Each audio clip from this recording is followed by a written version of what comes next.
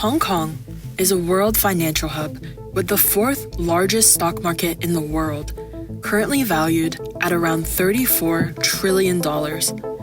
But at the end of May, China announced a new set of national security laws for Hong Kong. Though ensuring national security sounds good on paper, the vague laws give the government the authority to impose charges in Hong Kong through the national security laws for just about anything. Today, I think that it's the saddest day in Hong Kong history. It confirms one country, one system. Putting Hong Kong under the whim of the Chinese Communist Party removes the allure of Hong Kong as a country of secure and open business and investments. It's the end of Hong Kong. This is the end of one country, two systems. Make no mistake about it, that Beijing, the Central People's Government, has completely breached its promise to the Hong Kong people. This is it. Make no mistake about it. And I foresee that the international status of Hong Kong as a city, the international city, will be gone very soon. Since the announcement of the Chinese Communist Party's plan to impose new national security laws on Hong Kong, Hong Kongers have begun withdrawing Hong Kong dollars and moving them to overseas accounts or converting them into US dollars. Overall confidence in the city's long-term future has starkly declined. And I'm sure one thing, that what Xi Jinping is doing, Xi Jinping is burning Hong Kong, and China will burn with us. So much so that people expect a decline in the stock market and devaluation of the Hong Kong dollar. When China announced the national security law on May 21st, the Hong Kong dollar value dipped and then stabilized. The Hong Kong dollar value has remained relatively steady after Beijing's announcement. Of course, the money itself is not the biggest thing. The biggest thing is the confidence.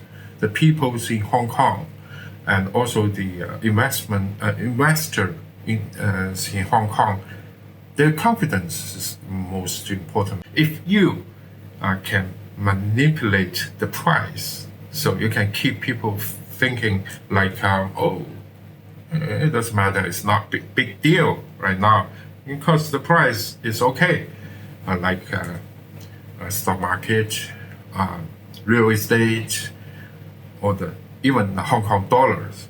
So it's no problem. So people gonna stay here. I think the first thing is the Chinese government. They have well prepared for this kind of thing. Yeah. So the first thing, they motivate a lot of money to Hong Kong to prepare this something bad happens in Hong Kong. Mostly, of course, is the capital, the money, the assets to go out of Hong Kong. So that's the first thing. They prepare a lot of plan, including some, the Chinese use their, we call them, that's the maintaining stability fund.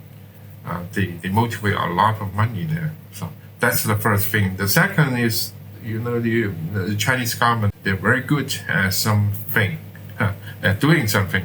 One of those is they try to influence those people, very rich people, and they work together with them. So in last 2 weeks, a lot of those big player in Hong Kong, they are buying back their share a lot because they promise you can make more money in mainland China. So I can open some gates, open some doors for you, so you can do some good business in China, right? If you don't, cooperate with us, so your business now in China might have some trouble. The richest people in Hong Kong, that's Li Jiacheng, and he and his sons, he got 2 sons, and they all are billionaires, and they brought back some of their shares, millions of them. and keep the companies, the stock price up. When a lot of people doing that, the market is not easy to follow. Okay.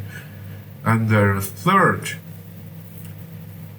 there's another thing is some money still flow into Hong Kong. Actually, I think some money is from overseas. The money belongs to some state-owned enterprise. And those money, like in America or in Europe and Australia or Canada, those state-owned enterprise, they invest a lot in those countries.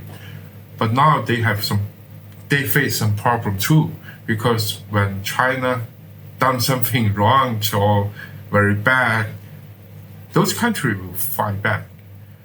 And then the first thing they will sanction the Chinese government and the enterprise state-owned. So they might be victim of this conflict. For example, the American, they can use the Hong Kong Human Rights and Democracy Act to sanction those Chinese officials and organizations by freezing their assets in US. So they try to get some money from those countries and back to China, but not China, because not China, but Hong Kong, China. Because in Hong Kong, China, your money is much safer. If you brought back money into China, so you have to change every cent of your money into renminbi. So the system is quite complex and is completely controlled by the government, and the policy or the rule of Chinese government, they always change. You don't know what's gonna happen next month or even next week. So in Hong Kong, it's much stable and it's open and freedom. It's much easier if you want to make money back to overseas or back to China. So it's easier. So they stayed in Hong Kong. That's I think at least in a short period of time. So all those money internationally, they flow back into Hong Kong to their bank account in Hong Kong.